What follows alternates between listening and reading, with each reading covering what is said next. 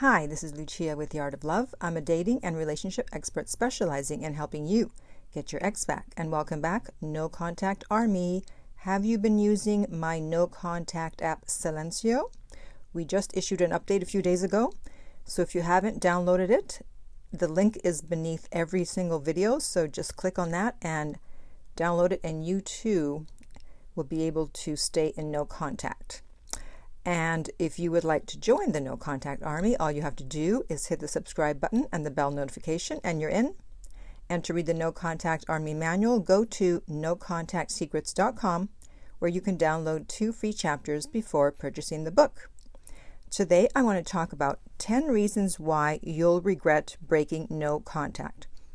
Pretty much every week, I get an email from someone saying, I should have listened to you. I'm in so much pain. I messed up. Because why? Because they broke no contact. They didn't listen to me. So I'm going to have to use some tough love here and give you 10 reasons why you will regret breaking no contact, so that you can listen to this if you're thinking about breaking no contact, and hopefully I can dissuade you from picking up that phone and sending that text or making that call. And if not, well, I tried. Okay, so the first reason is that if your ex doesn't respond, or if their response is lukewarm or worse, meaning that they don't even want to talk to you or hear from you, then you just broke no contact for nothing, and you will feel just as bad, if not worse, than you did before contacting them. You're contacting them because you want to feel better, and you just may end up feeling worse. So your plan will have backfired.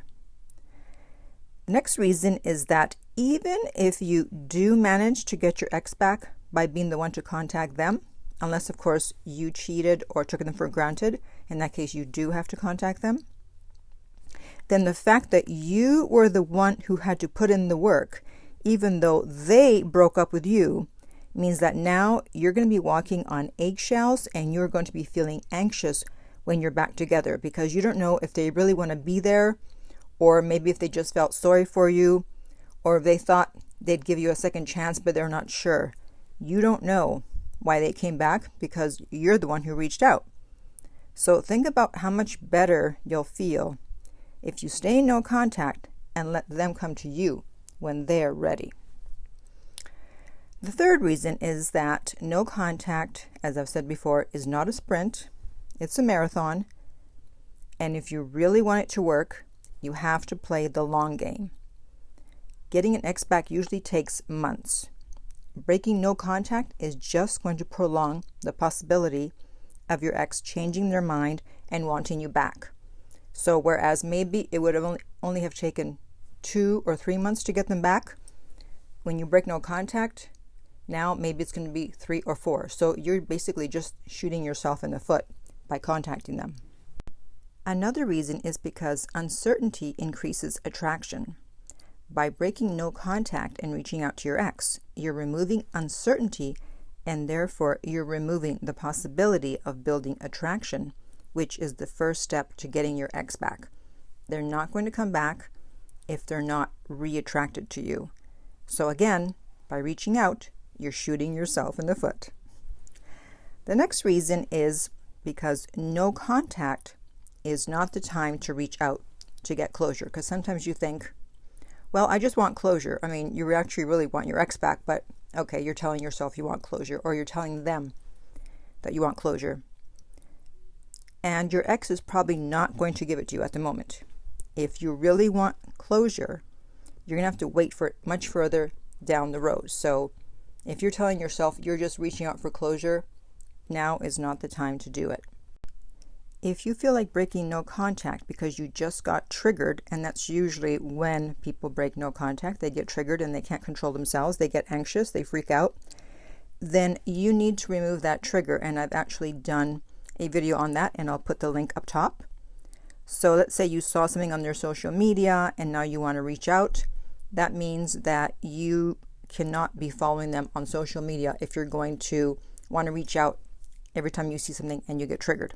So unfriend, unfollow, do what you got to do, but remove all the triggers Otherwise, you'll be triggered again, and you may not be able to stop yourself from breaking no contact.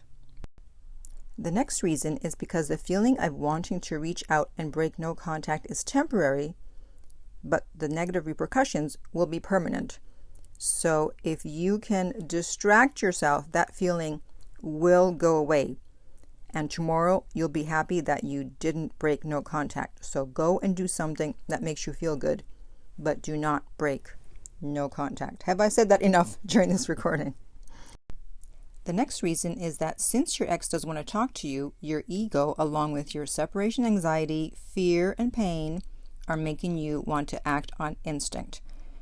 You want to break no contact and talk to your ex, but your ex doesn't care about talking to you, at least not right now. And it will be painfully obvious if you break no contact and reach out. The next reason is that when you're in no contact, some days will be harder than others. You'll have good days and you'll have bad days. So you're probably having a bad day right now. But reaching out is not going to make it better. So please find another way to self-soothe yourself. Do not go back on all the progress you've made with the no contact. Reason number 10 is that you know you don't want to break no contact, especially if you've been listening to me for a while. You know you're not supposed to, and a part of you doesn't want to. However, you're not thinking clearly right now. You're not in your right mind. You will regret it. So put the phone down and go do something else. And I have a bonus one for those of you that have listened till the end here, and that is that you will look desperate and pathetic. And who wants to date someone who's desperate and pathetic? Let me think here. That would be no one. No one wants to date someone who is desperate and pathetic. It's not attractive. And you look that way because you are basically crawling back to them after they kicked you out of their life and basically said they did not want to see you anymore, at least not romantically. And now you're begging. And you don't have to beg with words to look like a beggar. Just the very fact that you contacted them, even though they broke up with you, they will see it as begging. So you may not care right now. You may say, I don't care if I look desperate and pathetic. But looking back, you're going to cringe. So I'm trying to stop you from doing that to yourself. Okay? So if you would like my help to get your ex back, then you can contact me at theartoflove.net and we will send you the rates. If this video has been helpful, please like, subscribe, and share. If you're listening to a podcast, please rate and review. And finally, remember that love inspires, empowers, uplifts, and enlightens.